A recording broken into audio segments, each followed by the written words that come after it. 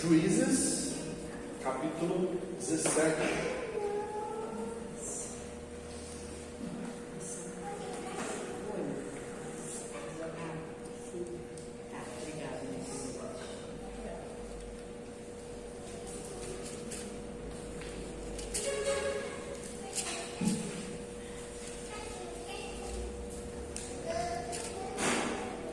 Juízes 17 é um capítulo curtinho, tem 13 versículos só. A gente vai dividir ele em duas partes, vamos ler 1 ao 6, depois do 7 ao 13, tá bom?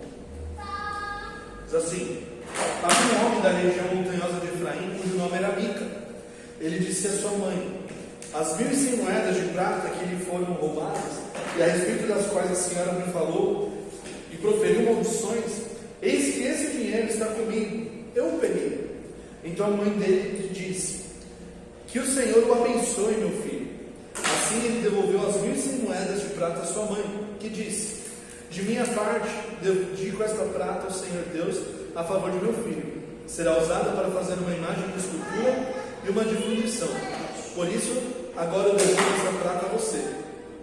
Porém, o filho devolveu a prata à sua mãe, que pegou 200 moedas de prata e as deu ao ourives, o qual fez delas uma imagem de escultura e uma de fundição. E a imagem ficou na casa de Mica. E assim, este homem, Mica, veio a ter um santuário. Fez uma estola sacerdotal, alguns ídolos do lar, e consagrou um de seus filhos para ser o sacerdote. Naqueles dias, não havia rei em Israel. Cada um fazia o que achava mais certo. Então, baseado em tudo aquilo que a gente já tem estudado, de Gênesis a Deuteronômio, em Josué, em Juízes, como é que está esse começo do capítulo?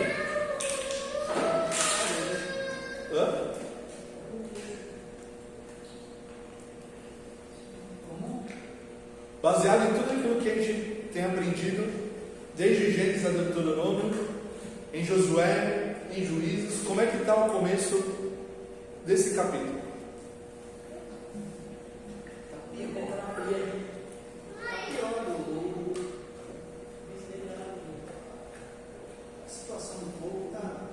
Está caótico.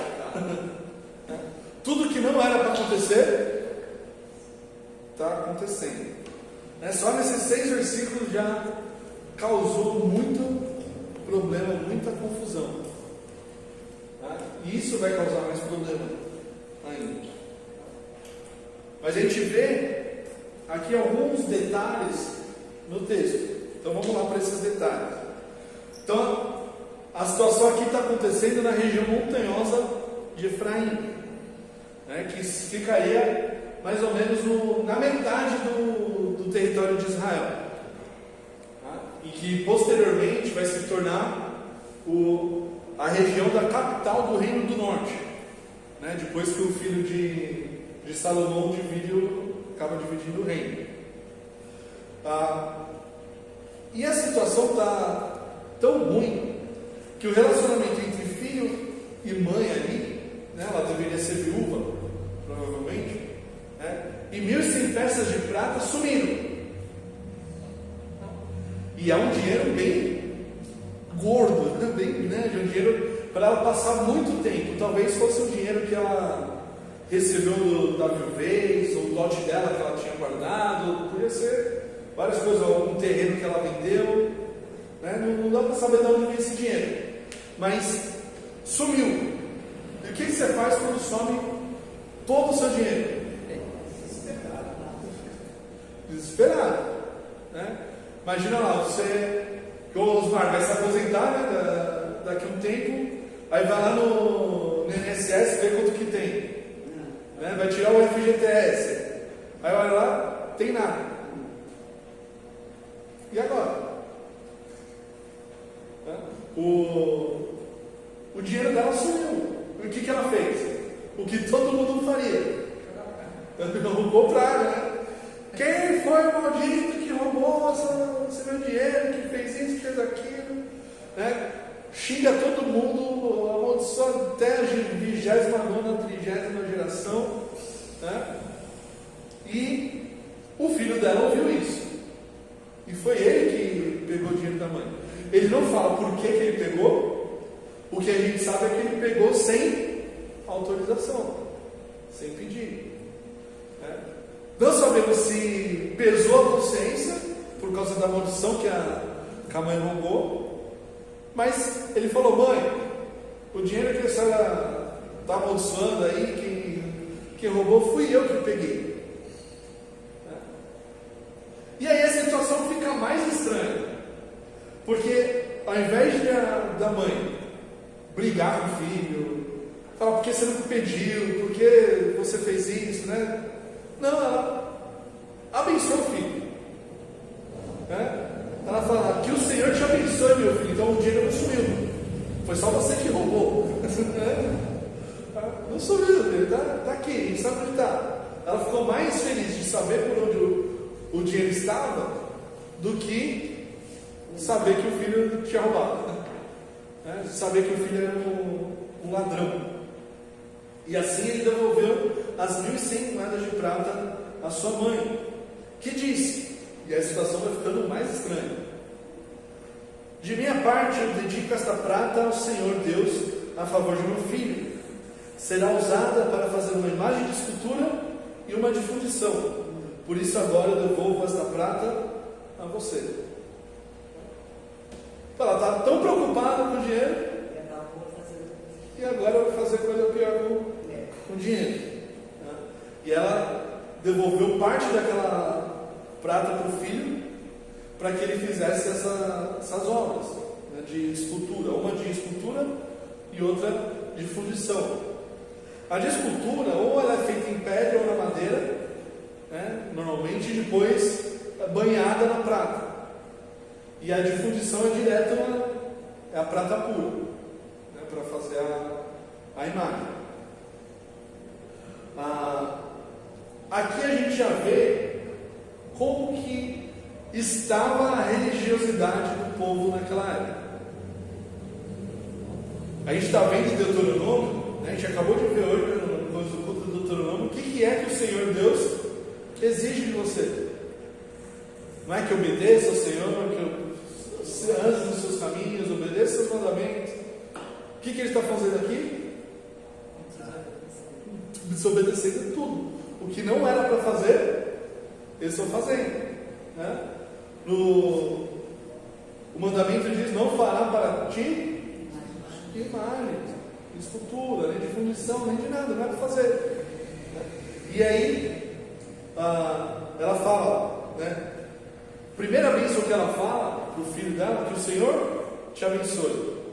Está usando o nome do Senhor para abençoar o ladrão, que ela já tinha amaldiçoado, sem saber que era o filho dela, mas ela já tinha amaldiçoado. E agora ela fala: dedico parte desta prata ao Senhor. Para fazer o quê? Imagem? Não faz o menor sentido isso aqui. Mas a religiosidade estava tão misturada com os povos da região que eles não sabiam mais como servir ao Senhor direito. Para eles, aquilo que desce na cabeça deles: isso aqui o Senhor deve se agradar, então eu vou fazer. Como que termina o versículo 6? Cada qual fazia o que achava mais certo. Cada um fazia. Eu acho que é certo adorar a Deus dessa forma, então eu vou fazer dessa forma. Mas Deus já não tinha dado a forma que Ele queria. Eles não estavam inocentes, eles já sabiam. Ele já sabia. E se eles não soubessem, eles tinham para quem procurar, para quem perguntar, que eram os levitas. Os levitas deveriam saber isso e ensinar o povo. O Mica foi lá então e fez, com 200 moedas, ele fez uma imagem de escultura, uma de fundição. E a imagem ficou na casa de Mica. E assim este homem Mica veio a ter um santuário. Onde que o Senhor falou que deveria ser o santuário dele? No tabernáculo. Não era para fazer outro lugar. Era o tabernáculo. Fez uma escola sacerdotal com alguns ídolos do lar. Não se Não, a escola sacerdotal era, todos os povos tinham seus sacerdotes, né, e tal. Só que a escola sacerdotal de Israel pertencia somente aos descendentes de Arão, ao sumo sacerdote. Só ele podia usar. E ele mandou confeccionar uma para ele usar. E ainda mandou fazer ídolos do lar. O que são os ídolos do lar? Naquela região, naqueles povos, desde antes deles, era comum cada família, né, cada casa, ter os seus ídolos do lar, que normalmente ou eram antepassados, né, eles faziam os bonequinhos dos antepassados, ou os próprios deuses da região, que eles colocavam em cima da onde?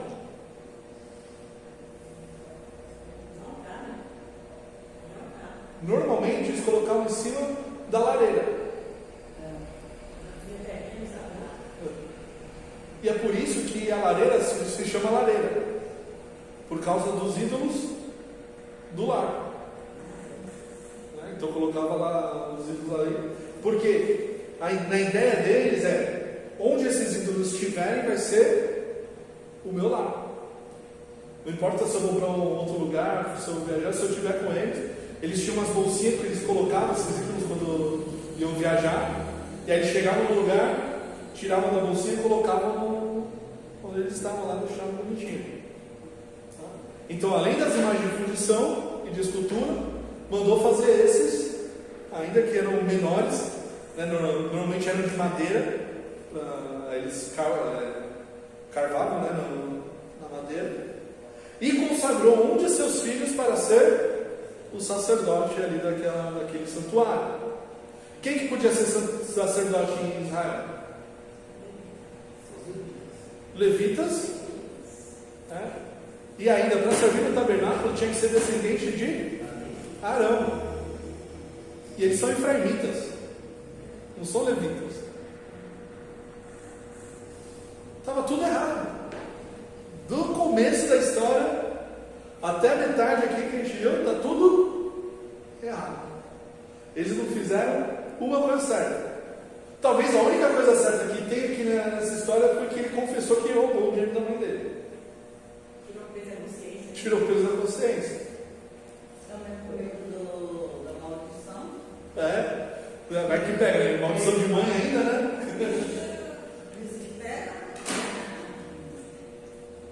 Se a mãe fala que vai chover, a gente não leva o casaco, né? Não leva o guarda-chuva. Chove, pode estar mó solão, né? Que dirá maldição com raiva ainda. E aí o versículo 6 termina: naquele tempo não havia rei em Israel, cada um fazia o que era certo com seus próprios olhos.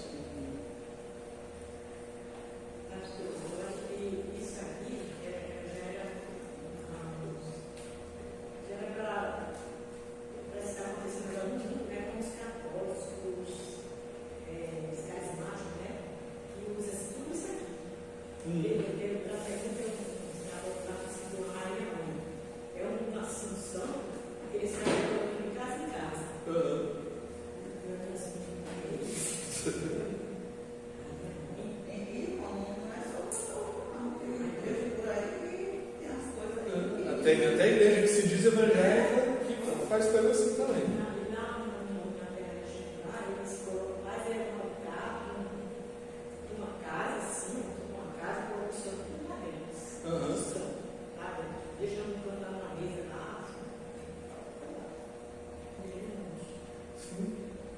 Não é só aqui no Brasil, no mundo inteiro tem esse tipo de coisa.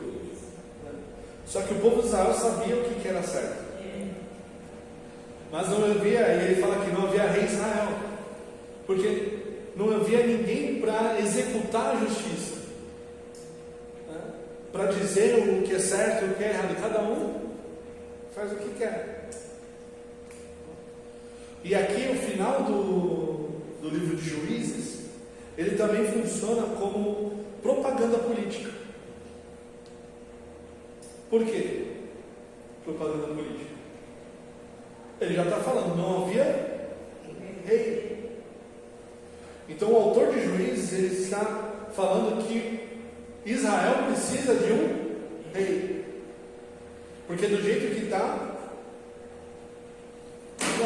cada um fazendo o que quer, não dá. Mais para frente a gente vai ver qual partido que o autor de Juízes está puxando, né? Está puxando sardinha. Né? Não tem nada desse negócio de direita e esquerda. Ele está puxando para uma família. E aqui a gente termina no versículo 6 pensando: onde que isso vai parar? O que vai acontecer nessa história tão estranha? Diferente de tudo que já aconteceu no livro de Juízes, né? Os outros capítulos começavam como?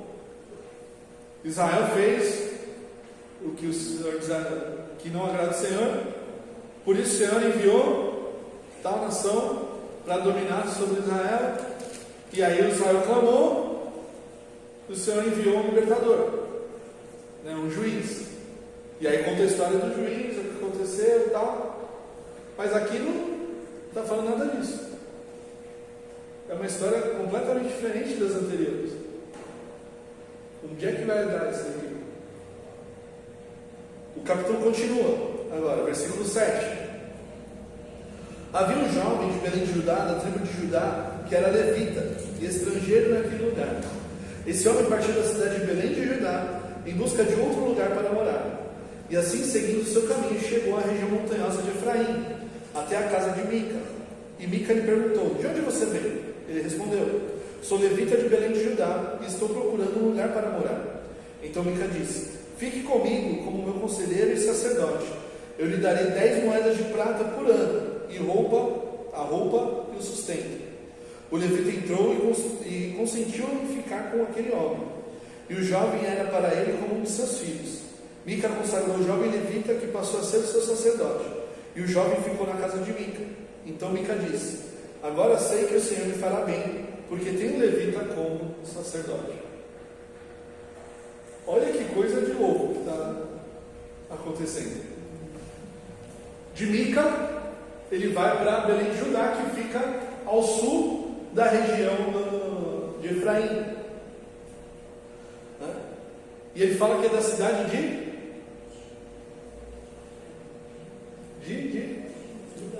na cidade Belém. Então guarda essa informação na cabeça. É porque tinha outra cidade chamada Belém também, que ficava para o norte. Belém de Judá. Belém de Judá fica ao sul de Efraim. Tinha uma outra cidade chamada Belém que ficava para o norte do território de Israel.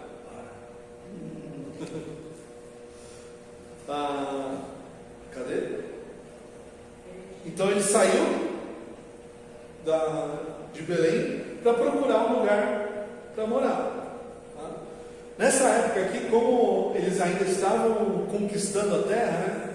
Expulsando os outros povos, assim, então tinha gente que estava: não gostei da minha terra, vou procurar outra.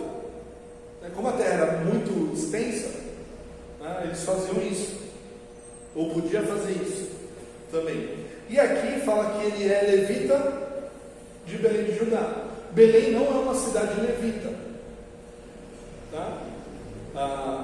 Então não dá para saber se o pai dele casou com uma mulher levita, ou se a família de levita foi morar lá em Belém, mesmo que não fosse uma cidade levita. Não dá para saber a origem dele, mas só fala que ele é levita e que ele é de Belém de Judá. Então ele, quando chegou na região montanhosa de Efraim, ele foi em direção ao norte, chegou na casa de Mica. O que dá a entender pelo texto é que Mica e a família dele eram bem ricos. Qual que é a proposta que ele faz para o levita, para ficar com ele?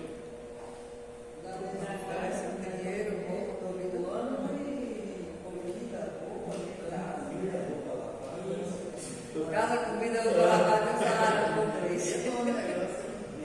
São 10 moedas de prata por ano. Quantas moedas de prata que ele roubou da mãe dele?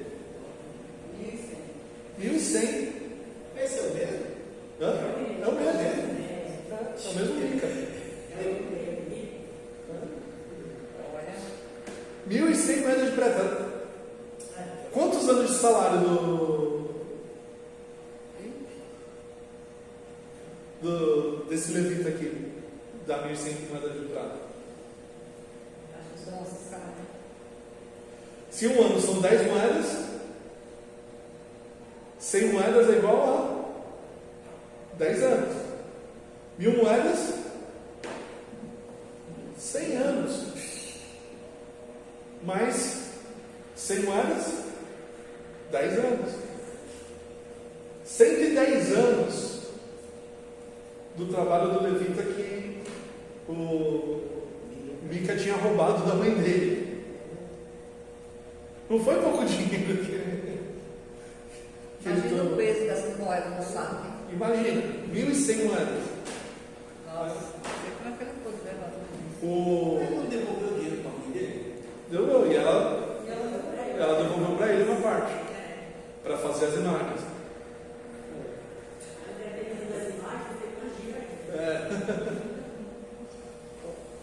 E aí eles conversaram: de onde que você vem, para onde que você vai, né? Ela falou: sou levita de Belém de Judá, estou procurando um lugar para ficar.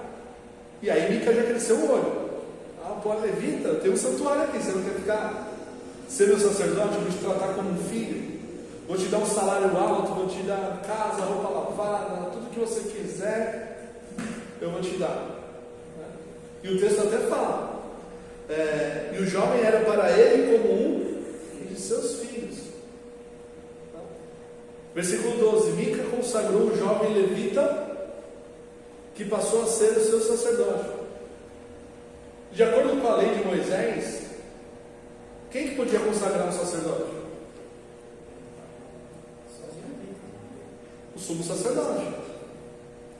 Só o sacerdote pode consagrar o sacerdote. Mica não era nenhuma coisa, nem outra. Não era levita nem sacerdote. Mas ainda assim, ele se achou. E colocou o levita como sacerdote. E o jovem ficou na casa de Mica. Então Mica disse: aí olha o absurdo. Agora sei que o Senhor me fará bem, porque tem um levita como sacerdote. Você acha tudo protegido, né? Eu falei: não, o meu filho que estava como sacerdote, ele era só sacerdote tapa-buraco. Agora tem o levita, agora está oficial. Tem um selinho de qualidade agora, né? No santuário. Então agora o sacrifício vai ser aceito, a adoração vai ser aceita, todo esse negócio. O Senhor vai me abençoar.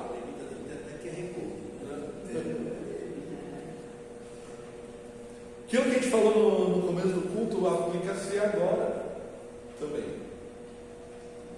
Deus falou exatamente como Ele gostaria de ser adorado, onde Ele gostaria de ser adorado, quem deveria oficiar o sacrifício de adoração, como deveriam acontecer. Ele deu tudo tintim por tintim. Só que Mica, na sua alta inteligência do achômetro, achou que ele poderia simplesmente falar: eu acho que isso é legal, eu vou fazer para o Senhor, eu acho que Ele vai me aceitar dessa forma. Mas Deus não falou o que Ele queria? Exatamente o que Ele queria? Por que que Mica foi pensar que Deus aceitaria outra coisa, de um outro jeito, que Deus falou, já tinha falado que não aceitaria?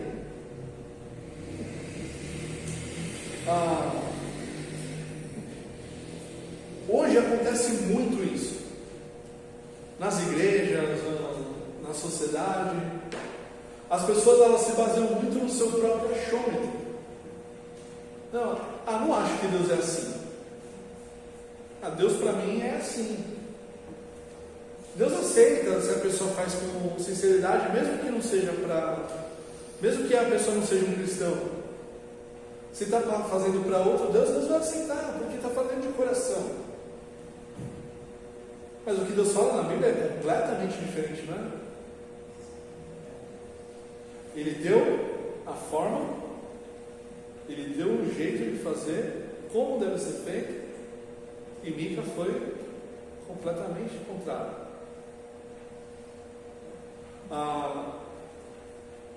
Hoje, no período da igreja que a gente vive, a gente não tem mais um templo físico para adorar, que tem que ser ali. Não tem mais sacrifício para levar. Porque mudou agora a aliança. Mas aquilo que a gente falou no começo do culto continua. Deve ser de todo coração. Mas a forma é importante também. O conteúdo é importante.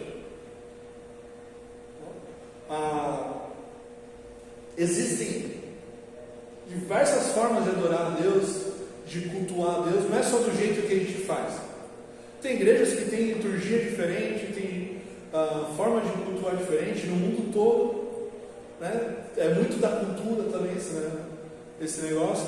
Eu falei que lá na África tem culto que dura 6, 8 horas no dia. Só o momento de louvor são 3 horas. Pessoas pulando, gritando, cantando, todas alegres. Elas estão erradas de fazer desse jeito? Não. Elas estão adorando a Deus de todo o coração. Com música, com palma, com dança. A Bíblia não fala para adorar dessa forma? O ritmo não importa. O que importa no louvor é aquilo que você está cantando. Isso sim é importante. A teologia da música tem que ser coerente. Mas o ritmo, cada cultura tem seu ritmo. O tempo do culto. Será que tem um limite?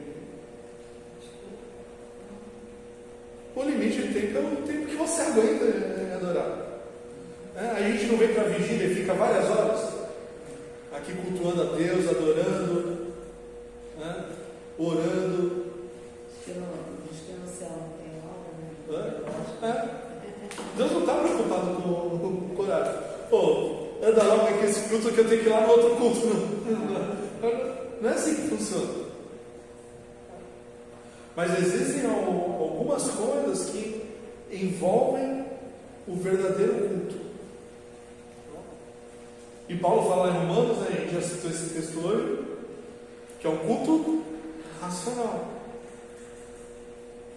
Oferecendo o nosso corpo em sacrifício vivo, santo e agradável a Deus. É de todo o coração. Todo o nosso ser está envolvido na adoração, mas do jeito que Ele quer. Não vos conformeis com este século, com este mundo, mas transformai-vos pela renovação da vossa mente, para que experimenteis qual seja a boa, agradável e perfeita vontade de Deus. A nossa adoração também é um experimento da vontade de Deus, é uma experiência da vontade de Deus. E Deus deseja que a gente o adore em espírito e em verdade. Existe um verdadeiro culto a Deus, como existem os falsos. Como a gente fala, que a oração não passa do teto, que as músicas não chegam a lugar nenhum.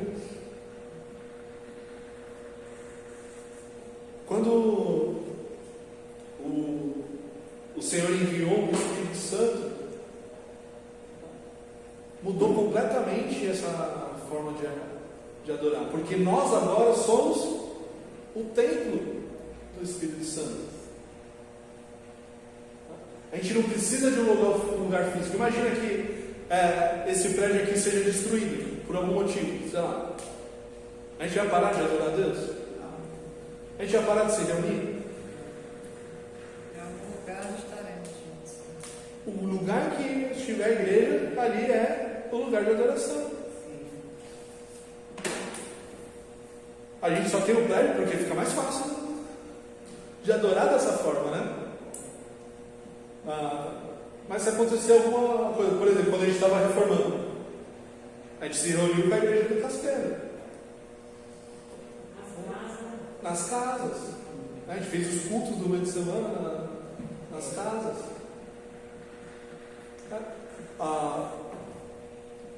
Existem diversas formas de adorar a Deus, mas também existem coisas que devem ser imutáveis em qualquer cultura. A pregação da sã doutrina, ela deve estar presente em qualquer culto. As músicas teologicamente corretas também devem estar presentes. A igreja deve estar presente, né? Senão não tem culto. Mas o tempo do culto, número de música, tempo da pregação, os instrumentos que vão ser tocados. Vai ter microfone ou não vai ter microfone? Vai ter banco ou não vai ter banco? Vai ser a céu aberto ou vai ser ao ar livre? Essas coisas são completamente irrelevantes para a adoração. Porque a adoração pode acontecer com ou sem elas. Mas o essencial tem que sempre estar presente.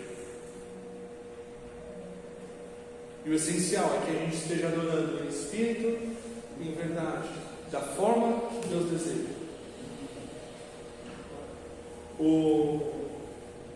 Eu não lembro a cidade que tem uma igreja que se reúne fora da cidade. É no Nordeste a cidade, mas não lembro onde que é. E a igreja se reúne numa tenda de circo que eles compraram. Eles compraram o terreno, né, para construir a igreja, só que eles nunca construíram a igreja. Eles continuaram a se reunir na tenda. Por quê? A igreja é bem grande mesmo. Por que eles continuavam a se reunir na tenda? Porque eles investiam o dinheiro que entrava em missões. Então eles mandavam dinheiro para missionário, para missões, para tudo quanto a coisa do mundo. E aí nunca tinha dinheiro para construir o templo. E eles resolveram ficar com a tenda. Se a gente está investindo no reino, né? Ainda mais no Nordeste, que não chove tanto, né? Chove em algumas épocas. Para a igreja não tem problema nenhum, só é um calor bem forte, né? E aí eles deram um jeito lá para resolver isso aí, mas tem problema de fazer na tenda do circo? Se o leão não estiver solto, né?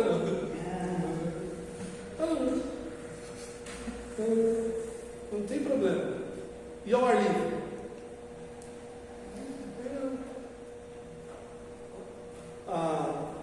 Muitas vezes a gente coloca ênfase no lugar, naquela liturgia engessada, né? Que é sempre a mesma coisa. E se mudar a liturgia? Ao invés de a gente começar com canto, vamos começar com o sermão. Tem problema? Vamos deixar o louvor por último, começar com o sermão? Eu acho que era certo. Nessa hora não tem certo e errado. Mas assim, é tanto para o outro que o outro, na hora da palavra. Dependendo da igreja, é bem desproporcional mesmo, né? Na minha igreja, teve uma situação que foi bem intensa, assim, né? Que o louvor cantava umas 6, 7 músicas por culto. Né? E aí o pastor fez uma reunião com o grupo de louvor e pediu para diminuir, né? Para umas 4 músicas assim. Tá? E a pessoa que era líder do louvor lá ficou brava com o pastor, né? Deu mó bafafá assim. E eu era seminarista na época, eu estava estudando ainda. E eu estava no louvor, né? Tocava já. E assim, eu fiquei meio assustado assim com a situação, né? Teve um bate-boca ali, tal. E aí na semana seguinte eu chamei a pessoa do louvor para dar uma exortada. Né? Você não pode tratar o pastor dessa forma. Mesmo que você não goste do que ele está falando, ele não falou nada antibíblico. Ele só achou que estava muito grande o tempo que o louvor pediu para ele diminuir. E a autoridade dele, não é a sua, nesse caso. Né? Deu uma exortada, só que na hora eu fiquei super nervoso, porque foi a primeira vez que eu fiz isso, né? E ela entendeu, falou, tá bom, ela foi pedir perdão depois para o pastor por ter se cedido e tal. E no dia que teve a reunião, né, eu falei assim no grupo depois, e o pastor estava também, eu falei, a gente não precisa diminuir de uma vez tanto assim. Né? Ao invés de cantar 7, vamos cantar 5. Né?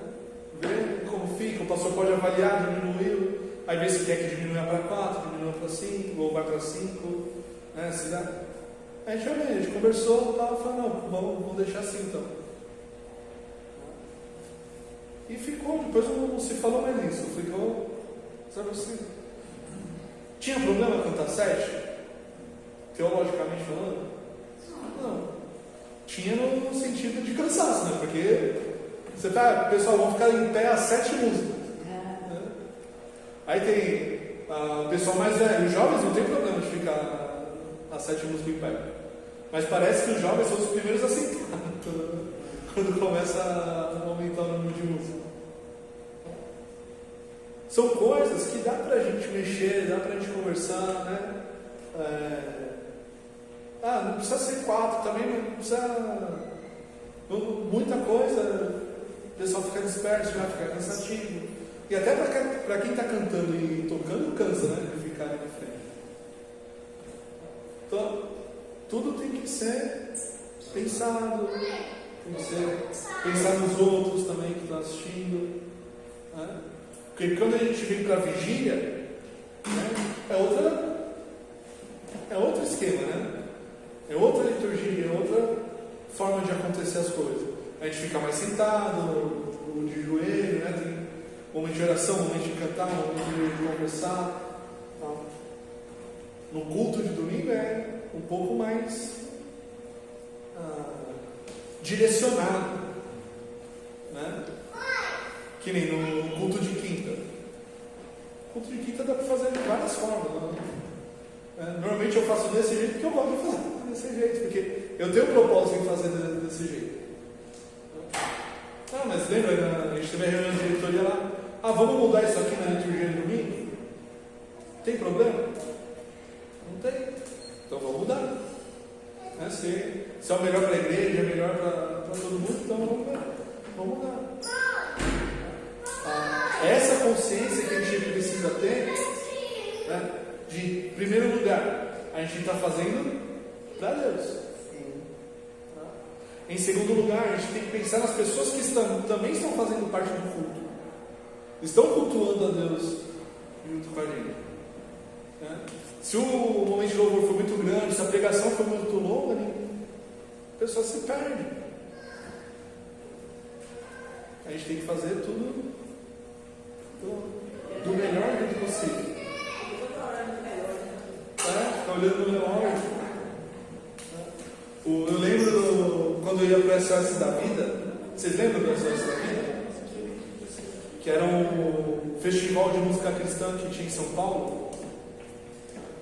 A gente saía cedinho de Santos, com o ônibus da igreja e tal, ia lá para São Paulo. Quando eu fui, foi no Canindé. Gente do Brasil inteiro, cheio de ônibus. A gente ficava de manhã até de madrugada em pé.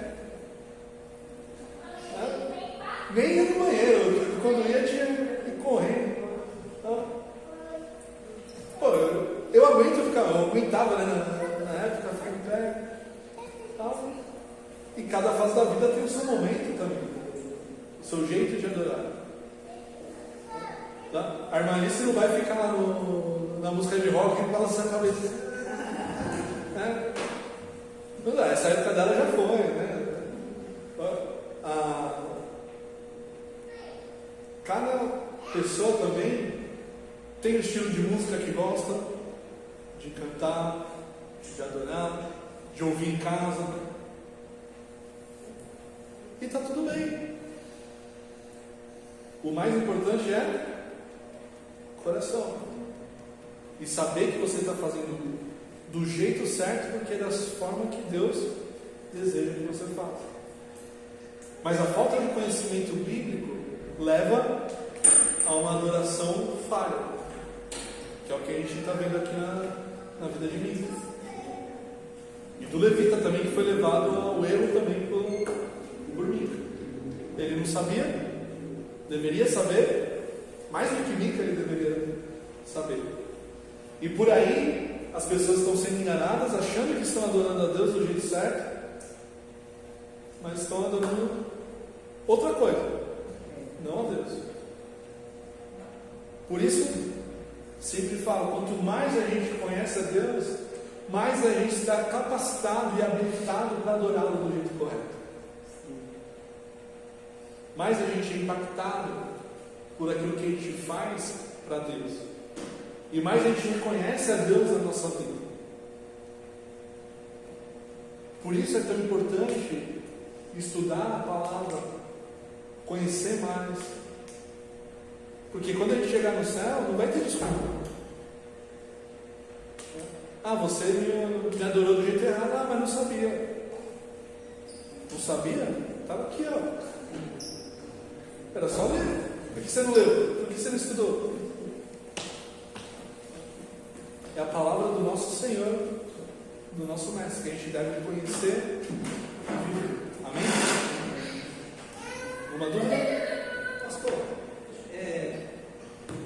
estou fazendo uma comparação aqui de Mica, que ele fala assim: sei agora que o Senhor me fará bem, porque tem um levita para sacerdote.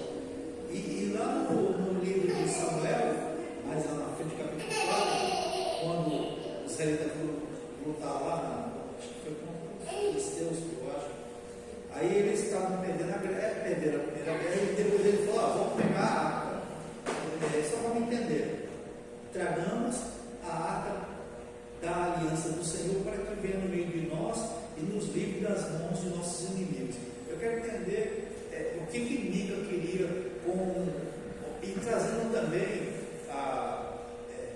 nossos irmãos católicos, né? Eles têm um hábito em alguns lugares, quando a imagem fica na casa da pessoa, é uma coisa comum. É como se fosse a arca que ficou na casa dele, aqueles dois. Então, o levita para Mica seria o que? Um amuleto? Tipo um amuleto. Coisa louca. O que é o santuário para as pessoas das diversas religiões, inclusive do catolicismo, eles enxergam. Eles podem dizer que não é um amuleto, mas na prática é um amuleto. Né? Eu tenho isso na minha casa, então eu vou ser protegido, vou ter bênção, vou ter isso, vou ter aquilo. Mesma coisa as pessoas que deixam a Bíblia aberta no Salmo 91. O que adianta deixar aberto o Salmo 91 se não sabe, se não lê, se não pratica? Só vai pegar pó na Bíblia. Para isso só. Era um amuleto vivo, né? Um amuleto vivo. O que era. No caso de Samuel aí, os filhos de Eli que levaram a arca, o povo estava tratando a arca como um amuleto. Porque os outros povos tratavam os seus deuses como amuleto. Eles levavam as estátuas dos deuses para a guerra, os seus ídolos para dar sorte, para abençoar. Só que Israel nunca levava. Mas eles acharam, se a gente levar a arca, então o Senhor vai com a gente. E servia para eles como amuleto só. Porque eles estavam em desobediência a Deus. É isso, é tipo fitinha que amarra, mundinha. Eu quando ele jogava bola, a gente só queria os melhores pro time da gente. É quase a mesma coisa, né? Aí você pegava os melhores jogadores, né? Não, mas ele joga bem, né? Ele vai dar lavada na gente, né? É como se o cara fosse um amuleto, né? Vai dar sorte, né?